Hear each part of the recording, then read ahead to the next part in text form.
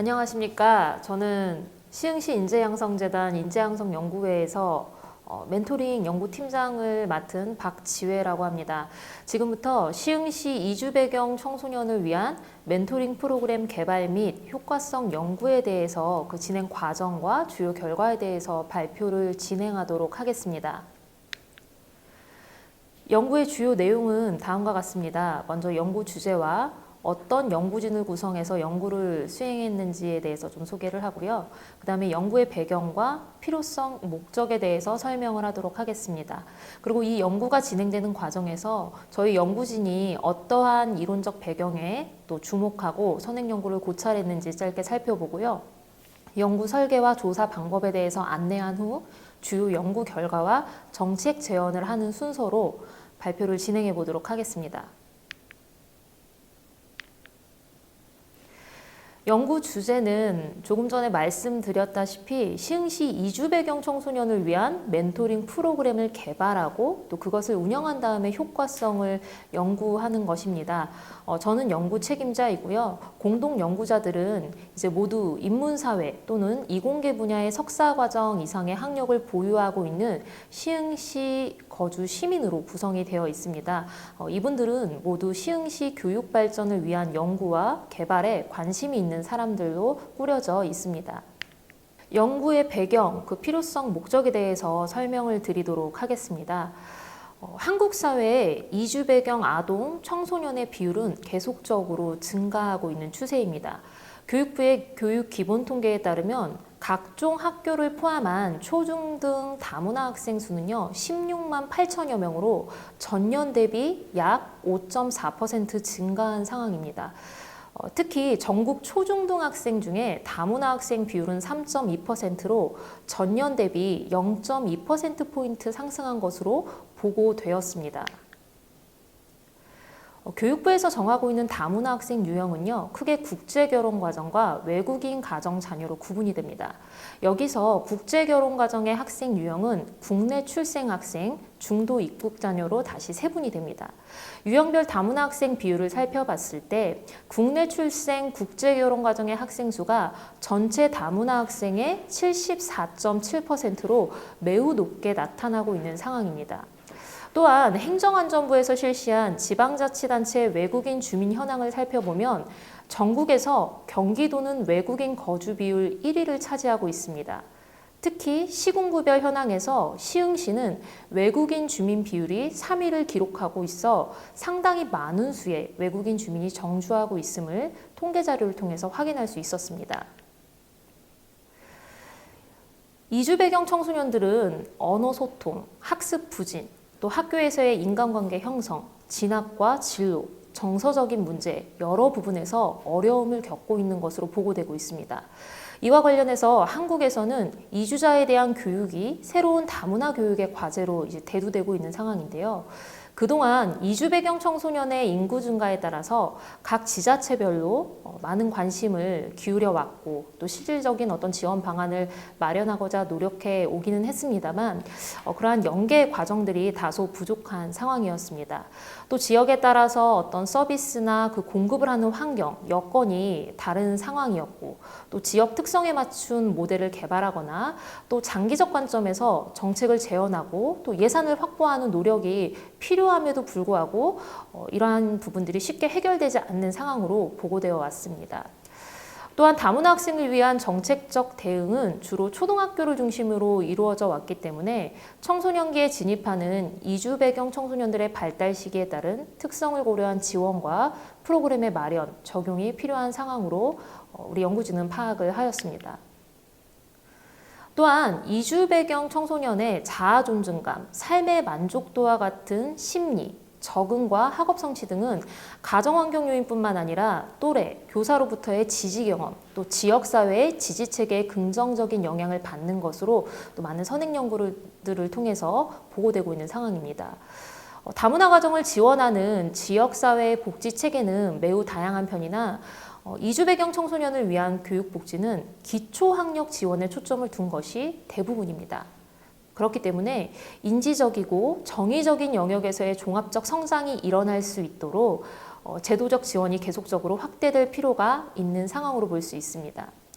특히 한국청소년정책연구원에서 진행한 이주 배경 청소년들 실태조사에 따르면 학생들이 필요로 하는 지원 사항은 취미, 특기적성 교육뿐만 아니라 다양한 학습 지원, 진로 프로그램, 취업과 관련된 직업 기술 교육 등의 순으로 나타나고 있었습니다. 이러한 상황을 고려했을 때 지금 우리 지역사회에서 지원이 미비한 영역은 무엇인지를 살펴보고 체계적으로 지원을 하는 것이 이제 필요하다고 볼 수 있겠습니다. 이러한 맥락 아래에서 우리 연구진은 시흥시 이주 배경 청소년들을 위한 정서 지원 그리고 진로 탐색 활동에 기반한 멘토링 프로그램을 개발하고 운영한 후에 그 효과성을 검증하는 데 목적을 두었습니다. 이론적 배경과 선행 연구에 대해서 좀 짧게 살펴보도록 하겠습니다. 먼저 다문화 멘토링에 대한 개념과 기대 효과를 살펴보고자 하는데요. 멘토링은 숙련된 사람과의 비형식적이고 비위계적인 관계의 자율적인 상호적인 관계에서 이루어지는 다양한 활동을 의미합니다.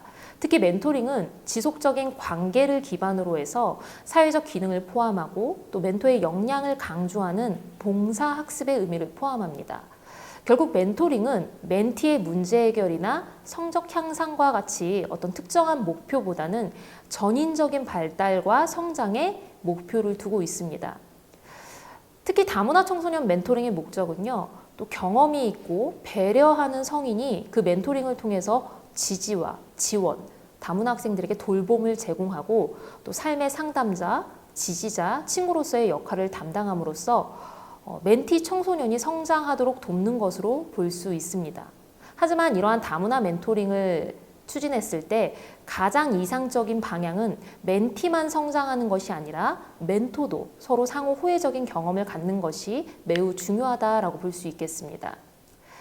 일반적으로 멘토링은 멘토와 멘티가 관계를 형성하고 또 상호작용하는 과정에서 정체성, 사회성, 지적 능력의 발달 측면에서 효과를 가져오는 것으로 보고되고 있습니다.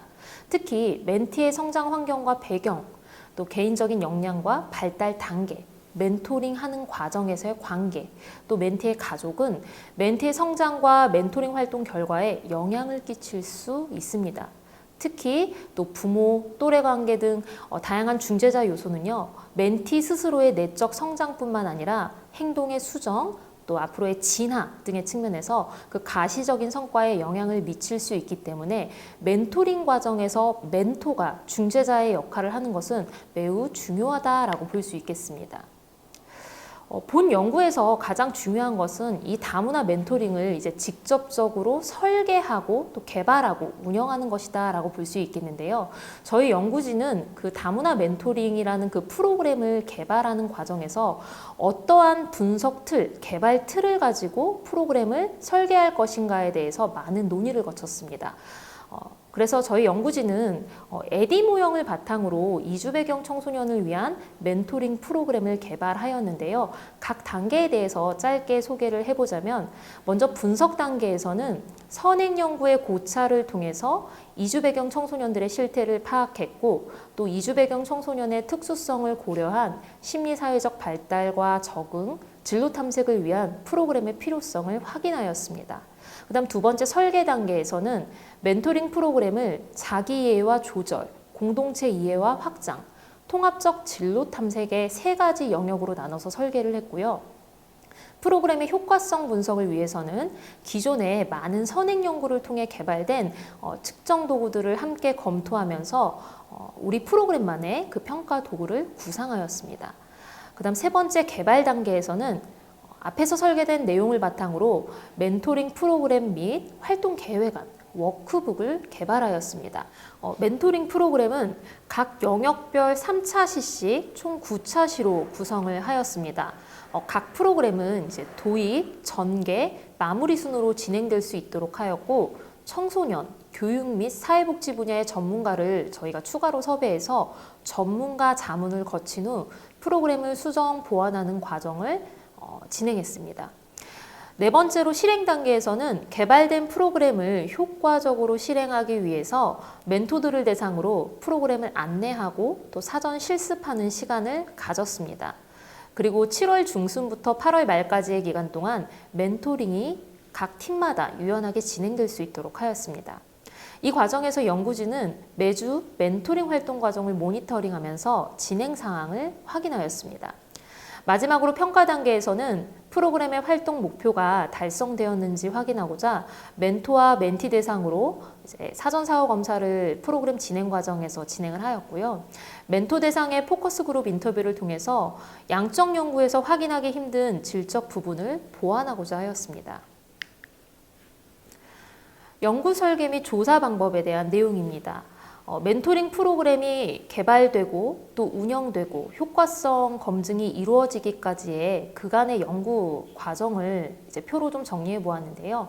2022년 1월부터 이제 11월에 이르기까지 우리 멘토링 팀이 구성되고 또 아이디어가 공유되고 또 1차 초안을 설계하고 2차 개발에 이루어지기까지 굉장히 오랜 시간 심혈을 기울여서 저희가 목고지 멘토링 프로그램을 개발하였습니다. 7월 14일에 멘토 대상으로 이제 사전 교육을 실시하면서 또 사전 조사를 멘토 대상으로 먼저 실시를 하였고요. 그 다음에 7월 18일부터 8월 26일까지의 기간 동안 각 팀의 상황에 맞게 또 멘토와 멘티의 스케줄을 조정하면서 팀별 멘토링이 진행될 수 있도록 하였습니다. 이 과정에서 멘티는 이제 사전 사후 조사를 1차 시와 9차 시 활동 과정에서 진행을 하고요. 멘토는 모든 멘토링 활동을 마친 다음에 사후 조사를 진행하였습니다. 또 진행 과정에서 8월 초순, 중순에는 멘토 대상으로 FGI를 진행하였고요. 이 모든 연구 과정과 결과에 대해서 이제 시흥시 재단에 이사회에 보고를 하고 연구 보고서 집필을 완료하는 과정을 거쳤습니다. 멘토링 프로그램 운영을 통한 효과성을 검증하기 위해서는 저희가 크게 그 양적 연구 방법과 질적 연구 방법을 혼합하는 방식으로 혼합 연구의 관점을 취했습니다. 먼저 양적 연구 방법에서는요, 멘토와 멘티를 대상으로 이제 측정 도구를 구성해서 사전 사후 조사를 진행하였습니다. 그리고 진행 과정에서 또 우리가 확인하기 어려웠던 부분들, 특히 양적 연구를 통해서 파악하기 힘든 질적 부분을 파악하기 위해서 멘토를 대상으로 이제 정해진 기간 동안 포커스 그룹 인터뷰를 실시하였고요. 저희 연구위원 2명이 이제 그룹을 나누어서 방 구조화된 인터뷰 질문지를 마련하여 그룹별 인터뷰를 실시하였습니다. 진행 과정에 대한 그 경과를 한번 보여드리자면 이 사진은 이제 처음 우리 멘토들을 대상으로 사전 교육을 실시하는 날 목고지 멘토링 선포식이 진행됐을 때에 대한 결과 사진입니다. 또 선포식을 개최하고 멘토들이 사전 실습을 할 수 있도록 저희가 개발한 그 워크북을 직접 사용해보고 발표해보는 시간들을 가졌습니다. 줌으로 포커스 그룹 인터뷰를 실시하였는데요. 총 6회에 걸쳐서 최소 1시간 이상씩 FGI가 진행이 되었고 연구원 2명이서 각각 3번에 걸친 인터뷰를 진행하였습니다. 주요 연구 결과를 말씀드리겠습니다. 먼저 첫 번째는 멘토링 프로그램이 어떻게 개발이 되었는지에 대한 내용입니다. 크게 9차 시로 구성을 하였는데요. 첫 1차 시부터 3차 시까지는 자기 이해와 조절 영역으로 이제 이 활동을 통해서 기대할 수 있는 성과는 학교 생활 적응이나 자아 효능감, 자아 존중감, 자아 탄력성, 인지적 유능감, 행동적 유능감의 측면에서 이제 기대 성과를 설정하고 각 세부 주제에 대한 활동 목표를 아이들의 시선에 맞추어서 목표를 설정해서 진행하였습니다. 그 다음 두 번째 영역은 공동체 이해와 확장 영역입니다. 4차 시부터 6차 시까지의 활동으로 이루어져 있는데요. 이 활동을 통해서 저희 연구진이 기대했던 이제 주요한 교육적 성과는 정서적 유능감, 사회적 유능감, 다문화 수용성, 친사회적 규범, 사회적 관심에 대한 내용이었습니다. 마지막으로 7차 시부터 9차 시의 활동으로 통합적 진로 탐색 영역에서의 세부 활동들을 구성했는데요. 멘티들이 이 통합적 진로 탐색 활동을 통해서 자기 결정력, 그리고 미래에 대한 확신, 진로 성숙도 등의 측면에서 성장이 이루어질 수 있도록 하였습니다. 멘토링 활동 워크북을 멘티용도 만들고 멘토용으로도 만들었는데요. 저희가 만들었던 워크북의 일부를 살펴보시면 다음과 같습니다.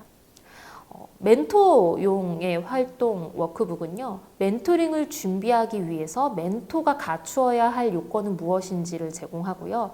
또 구체적인 이런 활동 계획안을 제시함으로써 멘토들이 각 차시마다 활동을 진행할 때 처음 도입할 때는 어떤 활동을 해야 하고 또 전개 과정에서 어떠한 주제와 또 아이들과 어떻게 상호작용해야 하는지에 대한 구체적인 사항들을 안내하였습니다. 또 마무리 활동을 할 때는 팀으로 구성된 멘토링 같은 경우에는 모든 발표가 이루어지도록 하고요. 또 그 다음 차시에 대한 예고가 이루어질 수 있도록 정말 체계적인 교수학습 설계를 바탕으로 멘토링 활동이 이루어질 수 있도록 조치를 취하였습니다.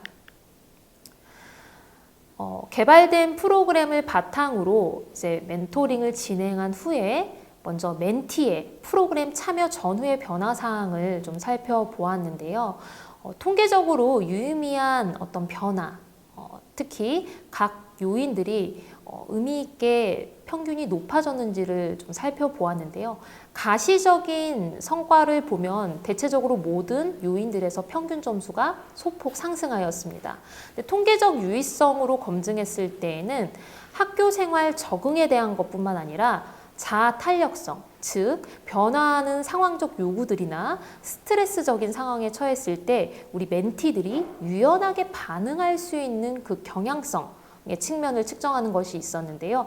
자아 탄력성의 측면에서 통계적으로 유의하게 의미 있는 결과, 상승 효과를 보여주었습니다. 그 다음 공동체 이해와 확장 영역에서도 친사회적 규범에 대한 측면에서 의미 있는 성장을 보여주었고요.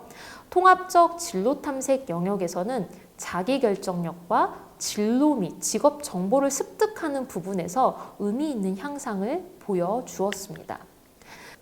이번에는 멘토의 프로그램 참여 전후에 따른 어떤 변화를 살펴보겠습니다. 통계적으로 유의하게 어떤 변화 사항을 좀 보여준 것은 문화 개방성이었습니다. 여기서 말하는 문화 개방성은 인종, 종교, 문화의 다양성을 얼마나 인정하고 또 이것을 받아들이는지, 또 지역사회나 이웃으로 외국 이주민과 공존을 자연스럽게 여기는 정도, 또 어떠한 긍정적인 태도를 의미하는데요. 이 문화 개방성의 수준이 멘토링 프로그램 참여 전보다 그 이후에 소폭 증가한 것을 살펴볼 수 있습니다. 그 다음에 이중적 평가와 세계 시민 행동 의지의 측면에서도 긍정적인 개선 효과를 보여주었는데요.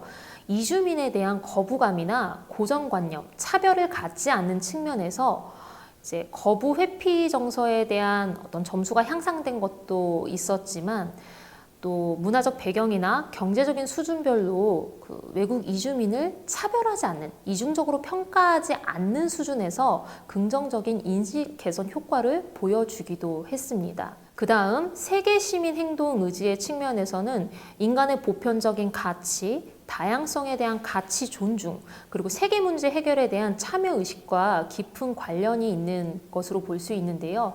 이 세계 시민 행동 의지의 수준이 멘토링 프로그램 참여 전보다 이후에 통계적으로 유의하게 상승한 것을 확인할 수 있었습니다. 자, 그 다음에 멘토링 진행 과정에서 멘토가 어떠한 경험을 하였는지에 대한 측면에서 포커스 그룹 인터뷰를 진행하였습니다. FGI를 분석한 다음에 그 결과를 좀 정리를 해왔는데요. 먼저 멘토링 활동 과정에서 멘토가 생각했을 때 멘티에게 도움이 되었던 주제가 무엇인지에 대해서 질문을 했더니 우리 학생들은 미래와 꿈, 장래 희망에 대한 활동을 한 그 교육활동 내용이 가장 의미가 있었다라고 얘기를 또 해주었고요. 나와 다른 사람의 관계 맺기와 관련된 활동이나 또 차이와 차별에 대한 탐색을 하는 활동들, 또 일과 직업의 가치에 대한 탐구 활동, 또 멘티의 관심 직업에 대한 탐색 활동 들에 대해서 이제 주요한 어떤 효과를 이야기하였습니다. 이 내용들은 결국 우리 연구진이 개발한 9차 시의 목고지 멘토링 의 내용을 다 포괄한다라고 보실 수 있겠는데요. 자기 이해와 조절에 대한 내용뿐만 아니라 공동체 이해와 확장, 통합적 진로 탐색의 각 영역에서 의미 있는 교육적 효과가 있는 주제들을 우리 멘토들이 제시해 주었습니다. 또 멘토링을 통해서 멘토들이 개인적으로 배운 점은 무엇인지를 이제 질문을 했는데요. 그 질문에 대해서 주요한 의견을 크게 두 가지로 제시해 주었습니다. 먼저 첫 번째는 주변 다른 사람과의 관계에 대해서 이야기하면서 멘토 스스로 자신의 모습을 다시 한 번 더 성찰할 수 있었다는 점이었습니다. 그리고 멘티를 가르치면서 장래 희망에 대해서 다시 한 번 더 본인 스스로 생각해 볼 수 있었던 계기가 되었다고 이야기해 주었습니다. 그 다음 이주 배경 청소년 멘토링을 진행할 때 멘토에게 필요한 역량은 무엇인지를 질문하였는데요. 이것에 대해서는 우리 멘토들이 아이들의 시선으로 생각해보는 자세가 필요하다라고 이야기를 해주었습니다. 그 다음에 아이들이 속한 문화, 배경에 대해서 사전에 멘토가 충분한 학습을 진행한 다음에 준비를 하는 것이 필요하다라고 이야기해 주었습니다. 또 멘티의 관심사를 폭넓게 아는 것이 중요하다라고 했는데요. FGI 과정에서 우리 멘토들이 멘토링 진행 과정에서 멘티와 라포를 형성하기 위해서 어떠한 노력을 기울였는지에 대해서도 저희가 좀 주의 깊게 관찰하고 인터뷰를 했었는데요. 우리 멘토들이 멘티들의 SNS를 또 참고하면서 좋아하는 음식은 무엇인지, 좋아하는 연예인은 누구인지, 또 가장 재미있어하는 활동은 무엇인지, 좋아하는 게임은 무엇인지에 대해서 다각도로 파악하고 또 그것을 연계해서 다양한 질문을 활용해서 라포를 형성하는 것으로 나타났습니다. 그다음 마지막으로 다문화에 대해서 우리 멘토들이 느낀 점은 무엇인지를 질문했는데요. 우리 멘토들은요, 이주 배경 청소년들이 부모가 모두 한국인인 학생들의 가정과 크게 다르지 않다라는 점을 발견했다라는 점이었습니다. 그리고 이주 배경 청소년 학생들도 한국 학생들과 똑같이 대할 필요가 있다는 점이었고, 멘토링을 하기 전에는 다문화에 대한 편견을 가지고 있었다라는 것을 멘토링 진행을 하면서 우리 멘토들이 스스로 성찰하는 경험을 하였다라는 걸 발견할 수 있었습니다. 이상의 연구 결과를 바탕으로 또 앞으로 계속적으로 이 시흥시 목고지 멘토링이 더 내실 있게 운영될 수 있는 방향으로 앞으로의 개선 방향과 또 관련 정책 제언을 좀 하고자 합니다. 이것과 관련해서 몇 가지를 좀 제시해 보자면, 일단 멘토링 팀을 구성할 때 1대1 매칭보다는 1대3 매칭 고려가 필요하다라는 점이었습니다. FGI 진행하는 과정에서 제가 연구 결과를 통해서도 충분히 전달하지 못한 부분들도 있지만, 우리 멘토들이 상호작용을 좀 더 많이 강조하는 의견을 주셨었는데요. 학생들이 조금 더 많아야 또 멘토링을 진행할 때 다양한 교류가 가능하다라는 것을 말해주었습니다. 또 팀을 구성할 때 멘티의 희망 진로 분야와 멘토의 전공 특성을 고려해서 이제 행정적으로 매칭을 하는 것이 필요하다라는 의견을 주었기 때문에 이 부분 또한 우리 재단 차원에서 반영할 필요가 있을 것으로 보았습니다. 또 멘토링 팀 간의 공식적인 교류의 장을 마련해서 상호작용을 확대할 그 필요가 있다라는 것도 이제 정책적인 제언으로 제시할 수 있겠고요.